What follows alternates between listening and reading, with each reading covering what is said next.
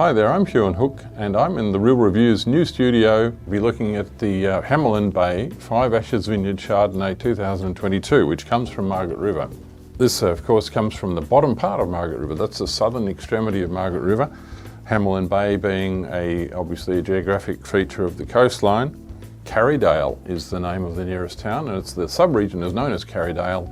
It's a cooler part of Margaret River, A, because it's further south, and B, because it's at that tip of the promontory where the two oceans meet. You've got the Southern Ocean and the Indian Ocean meeting, and they create a much cooler climate than further north in, say, Yallingup area. Very, very good for white wines. So Hamelin Bay is a bit of a white wine specialist in my view. This wine, being a 22 Chardonnay, is drinking beautifully now. Let's have a look at it. Pale yellow colour, not too much development on the colour, and neither is it too pale. The bouquet is splendid.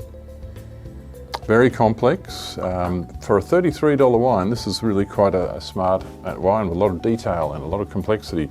Yes, there's the usual Chardonnay, Margaret River Chardonnay characters of grapefruit, limes and lemons there, but there's also some winemaking artifact, a little bit of nuttiness from the oak, touch of butteriness, really quite a attractive and detailed nose, really lovely, very inviting. Let's have a taste.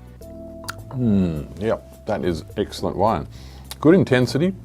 Acidity is vibrant, as you find in these southern Margaret River white wines. Very fresh, very lively on the palate. Acidity cleanses the finish. It's got intensity, but it's also refined and delicate. It's not one of these big, rich Chardonnays. I think it's a great food wine for that reason. So we scored that 96 points, which is a very high score, especially for a wine of its price from Margaret River. $33, that's really, really good value.